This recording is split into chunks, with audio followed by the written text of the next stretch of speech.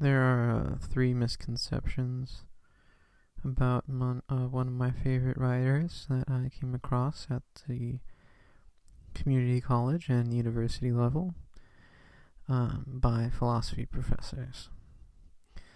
The first is that Soren Kierkegaard is a Christian apologist.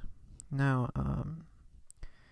that is absolutely not true, since considering in the book The Point of View, Soren Kierkegaard calls people who, Christian apologists, who are trying to entice people through various proofs.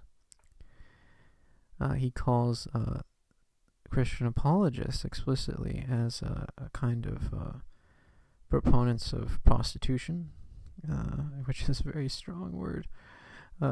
In other words, they're trying to prostitute Christianity to others.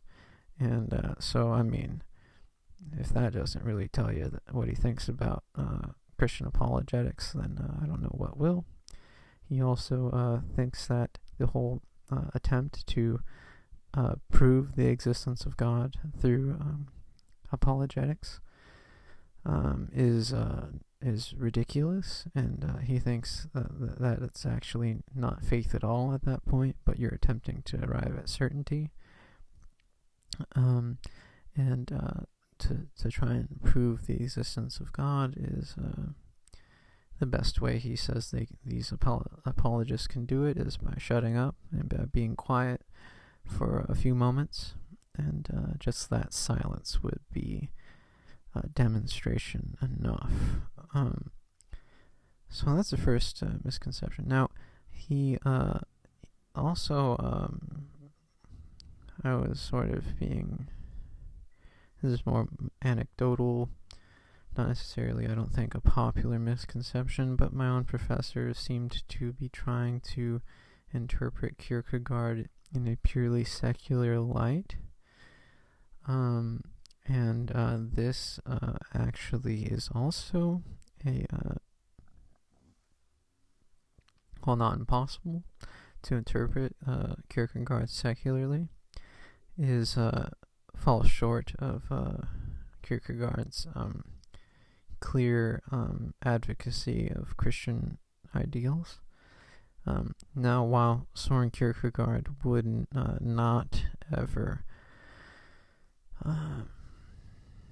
would not be willing to call himself a Christian, the reason for that is, now he would call himself a Christian if you compare him to everyday people who call themselves Christians. He would say, indeed, I am more of a Christian kind, more in keeping with Christianity than the crowd, but he would not call himself a Christian in the truest sense he means, because he finds to do so would be to call himself Christ-like, and he claims that in the point of view that to call himself a Christian would be to judge himself as being in keeping with the Christian ideals enough to be able to call himself a Christian. And he says that I do not call myself that, because to call himself that would be to also be to be heard by God, essentially, that he is willing to judge himself as being a Christian. And because he elevates, and that's his whole reason, or his writing, I would say, is actually to elevate what Christianity means. He would not be comfortable calling himself a Christian because he precisely thinks it's so difficult to be a Christian, and he thinks that because Christianity isn't a dogma to him, it's a way of being, it's a way of constantly becoming. Faith is a state of becoming, not a static state one did at baptism, but something one always has to engage with in order to annihilate despair's possibility in every moment. So with a sword hanging above his head, he would, in the point of view, someone asked to declare whether or not he was a Christian, he said he would accept the martyrdom of not telling that person he was a Christian, but to say that he trusts to God that he is that in faith that he will be accepted despite his imperfections as a Christian. So this just goes to show that anyone who wants to say Kierkegaard was a Christian apologist or was a Christian, it's a little more complicated. He's not for apologetics.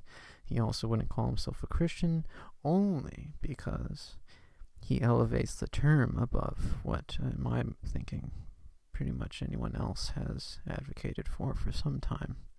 So he was indeed a Christian in the sense of his the ideas he propounds, and he was also probably one of the most religious Christian types that the age has probably seen for quite some time. So I don't think he's not a secular writer. Although I will admit, he does have pseudonymous writings, which are meant to be aesthetic writings. Aesthetic writings.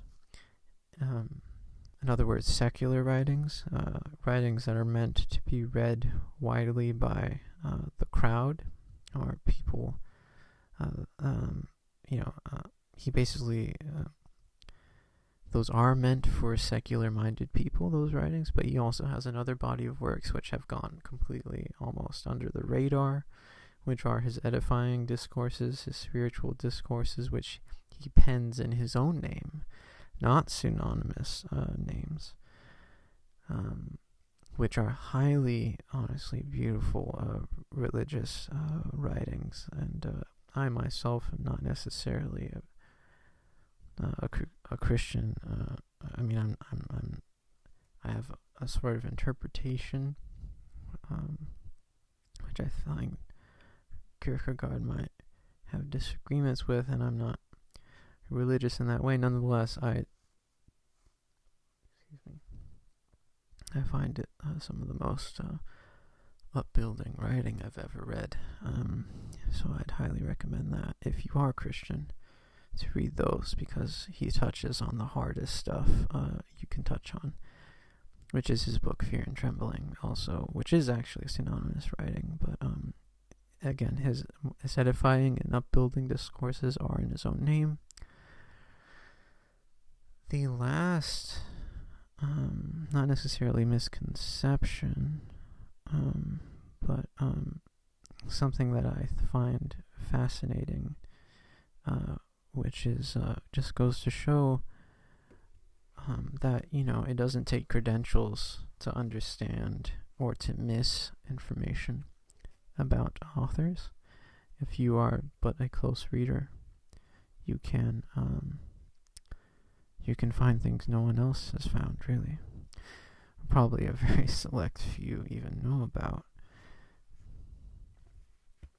Because in the it's not in the appendix, it's one of my favorite pieces in the book. He says,